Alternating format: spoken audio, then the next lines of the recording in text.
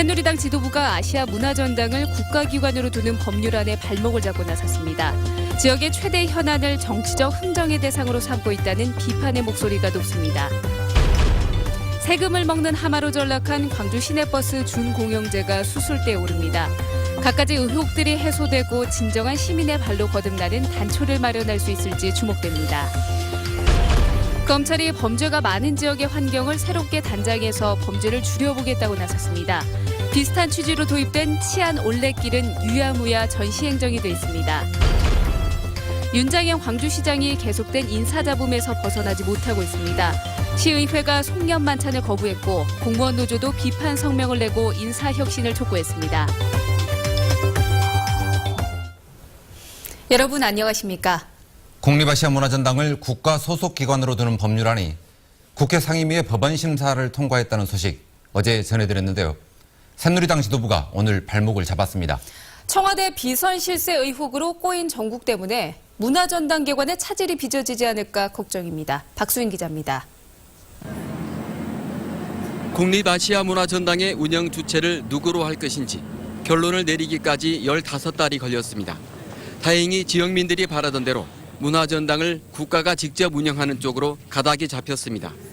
국회 교육문화관광위원회는 전당의 운영 주체를 국가로 규정한 문화중심도시특별법 개정안을 처리할 예정이었지만 새누리당의 거부로 무산됐습니다.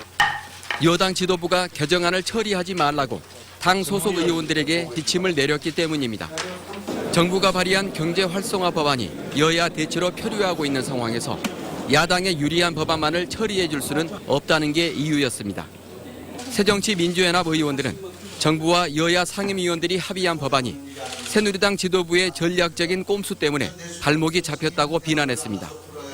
국립아시아 문화의 전당을 광주 관련 법안이라고 운운하면 편협한 인식을 드러낸 새누리당 지도부의 국가관과 지역주의라고 생각을 합니다.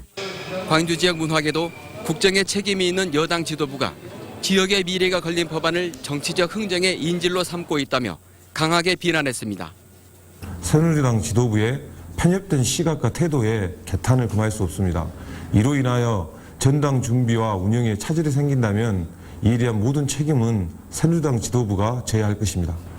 문화전당 공식 개관까지는 10달도 채 남지 않았는데 운영 조직은 아직도 꾸려지지 못하고 있습니다. 법안 처리를 더 이상 미룰 수 없는 상황이지만 국회 교문위는 다음 회의 일정도 잡지 못했습니다. 문화전당의 성패가 여야 대치 정국의 볼모로 잡힌 꼴입니다. MBC 뉴스 박수인입니다.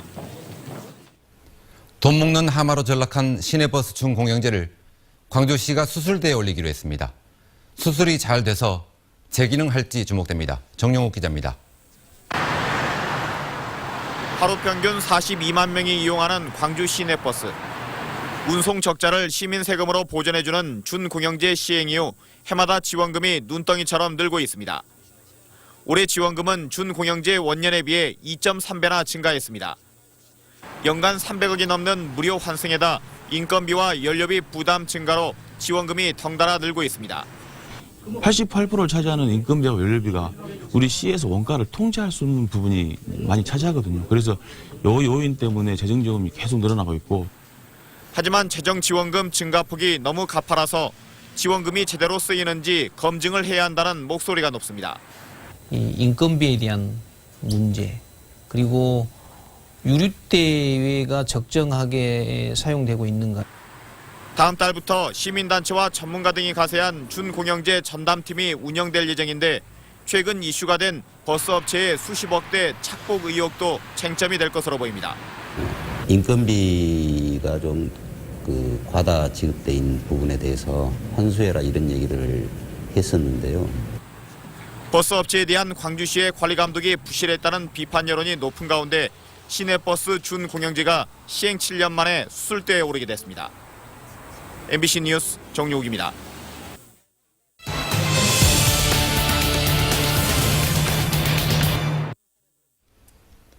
어두운 골목길을 지날 때면 아무리 간이 커도 움찔움찔하죠. 실제로도 범죄가 자주 발생하는데 법무부가 환경을 바꿔서 범죄를 예방하는 이른바 셉테드 사업을 광주에서도 시작했습니다. 집중 취재 먼저 송정근 기자입니다. 광주 남구의 강력범죄 10건 중 4건이 집중된 달동네 달매마을. 범죄의 온상인 공가와 폐가도 몰려 있습니다. 공폐가가 우리 월산동에 너무너무 많아서 정말 냄새도 나고 지저분하고 그곳을 지나갈 때는 두렵습니다. 그 속에서 뭐가 나올지 모르고. 지나다니기도 꺼려졌던 동네가 앞으로 확 바뀝니다. 인적이 드문 골목길에 위기 상황에서 누를 수 있는 비상벨이 달렸습니다.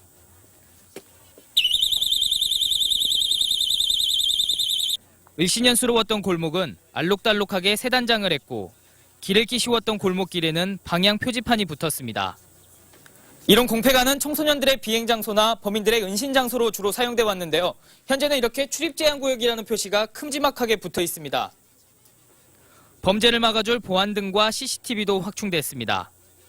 많이 줄 것 같아요. 그래서 지금 저희가 지금 강주에서 1호로 이런 거 세프티 사업을 한 것 같은데 많은 사람들이 그 벤치와 하러 올 것 같습니다. 우리 월산동에. 우범 지역의 환경을 새로 갖고 범죄를 막는 범죄 예방 환경 디자인, 이른바 세프테드 사업입니다. 미국 등 선진국에서 널리 활용되는 기법으로 범죄 심리를 위축시켜 범죄를 예방할 수 있도록 환경과 분위기를 꾸미는 겁니다. 그 선진국에서 이미 조사된 바에 따르면은 이 슬럼화된 지역에서 오히려 더 범죄가 집중되는 경향이 있고요. 이 범죄율을 차단하기 위해서 이 슬럼화된 지역을 적극적으로 환경 개선함으로써 10만 명당 범죄 발생 건수가 전국 2등인 광주. 그중에서도 우범지대로 꼽혀온 마을에서 세프테드가 범죄 예방 효과를 발휘할 수 있을지 주목됩니다. MBC 뉴스 송정근입니다. 그런데 이 세프테드가 광주에서 시도된 게 이번이 처음은 아닙니다. 3년 전 광주경찰청이 만든 치안 올레길 역시 비슷한 시도였는데 지금은 어떻게 됐을까요? 김민정 기자가 점검했습니다.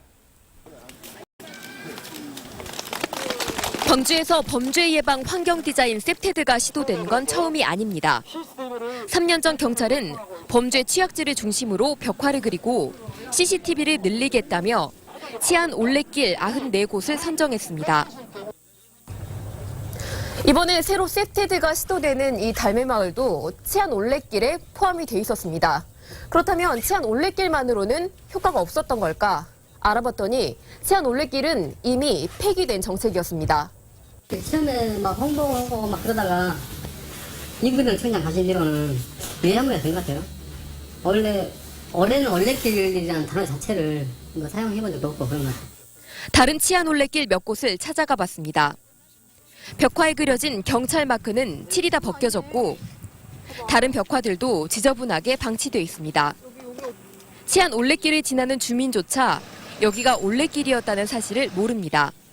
치안 올레길이 혹시 뭔 줄 아세요? 광주 최초의 세프테드라고 볼 수 있는 치안 올레길은 수장이 바뀌자마자 완전히 사라져버린 전시행정의 대표 사례가 되고 말았습니다. 전문가들은 세프테드는 지속적인 유지와 관리가 필수라고 지적합니다. 이벤트성으로 장기적인 운영 예산 없이 세프테드의 가장 표면적인 정책만 따라하고 있습니다. 사실 벽화 그리기 사업 같은 것이 가장 그러한 대표적인 예이고요. 실패 사례가 계속 나오고 있습니다. 적은 예산으로 한 동네의 범죄를 예방하고 살기 좋고 안전한 마을을 만들기에 가장 적합하다는 세프테드. 그러나 일회성에 그치다 보니 치안 올레길의 경우 광주 전역에서 운영됐지만 잘 운영됐다는 첫 1년 동안에도 광주의 5대 범죄는 1%밖에 줄지 않았습니다. MBC 뉴스 김민정입니다. 서남 해안 지역에 쏟아졌던 기록적인 폭설은 멈췄지만 눈이 그치고 난 뒤에 피해가 속속 확인되고 있습니다. 비닐하우스가 무너졌고 건물은 기울어졌습니다. 김양훈 기자가 보도합니다. 2층 건물이 금방이라도 무너질 듯 위태롭습니다. 창문이 벽돌은 곳곳에 금이 갔습니다. 옥상 한쪽 면은 20도 이상 기울었습니다. 쾅 소리가 나면서 저 옆에 벽이 무너지고 이제 그 지붕이 내려앉았어요. 그냥 느닷없이 와장창 소리 나더만요. 목포에는 54년 만에 33cm의 기록적인 폭설이 내렸습니다. 건물 옥상 판넬 구조물이 눈의 무게를 이기지 못해 기울었고 벽면까지 부서졌습니다. 경찰과 목포시는 만일의 사고에 대비해 건물 인근 도로 통행을 통제하고 있습니다. 또 추가 붕괴를 막기 위해 임시 지지대를 설치하고 구조물 해체 작업을 벌이고 있습니다. 이제 적설 하중 때문에 그 변형이 추가로 안 생기게 거기에다가 이제 그 보강제를 받쳐놨어요. 눈으로 인한 시설물 붕괴 피해가 발생한 것은 이번 눈이 습기가 있는 눈이어서 마른 눈보다 2배 이상 무겁기 때문입니다. 지붕에 쌓인 눈을 빨리 치워야 2차 피해를 막을 수 있습니다. 이틀 동안 전남에 내린 폭설로 비닐하우스 21개 동과 인삼 재배시설 한 곳이 파손돼 시간이 지날수록 피해는 늘어날 것으로 보입니다. MBC 뉴스 김양훈입니다. 광주시 산하기관 인사를 놓고 광주시와 시의회 간 갈등이 정점으로 치닫고 있습니다. 광주시의회에 따르면 시의원들은 오늘 저녁에 예정된 시장 주최 송년 만찬에 모두 참석하지 않기로 했습니다. 시의회가 연례 행사인 송년잔 만찬에 보이콧한 것은 유례가 없는 일로 시의회는 최근 광주문화재단 사무처장 임용 과정에서 시의회가 배제된 채 진행된 데 불만을 품고 만찬 참석을 거부한 것으로 알려졌습니다. 광주시 공무원 노조가 윤장현 시장 취임 이후 인사 잡음이 있었는데 또다시 산하기관 계약직 채용 과정에서 측근 개입 의혹을 접하며 안타깝고 우려스럽다고 밝혔습니다. 공무원 노조는 민선 6기 인사혁신 방안을 원칙대로 시행하라며 인사의 투명성 보장과 시장 측근의 인사개입 방지 대책을 마련할 것을 촉구했습니다. 오늘 오후 4시 30분쯤 나주시 왕곡면의 한 알루미늄 공장에서 폭발 사고가 발생해 55살 김모 씨 등 직원 2명이 얼굴에 2도 화상을 입었습니다. 경찰과 소방당국은 공장 혼합기에 알루미늄 가루를 넣자 펑 하고 폭발했다는 직원들의 말을 토대로 정확한 화재 원인을 조사하고 있습니다. 건설노조가 외국인 노동자의 불법 고용 문제 해결을 촉구하며 총파업을 선언했습니다. 민주노총 건설노조는 오늘 중흥건설 앞에서 기자회견을 열고 하청업체들이 여전히 공사 현장에 외국인 노동자를 불법 고용하고 있고 단체 협약을 하기로 한 약속도 어겼다며 문제를 해결하지 않으면 오는 20일부터 총파업에 들어가겠다고 밝혔습니다. 전남대학교의 청렴도가 국공립대 가운데 최하위권으로 나타났습니다. 국민권익위원회가 전국 36개 국립대학의 청렴 결과를 측정했습니다. 다음은 희망 2015 나눔 캠페인에 성금을 보내주신 분들입니다. 동구 동성 철물 상사 남창희 대표가 100만 원, 지산동 삼성아파트에서 146천 원을 기탁해 주셨습니다.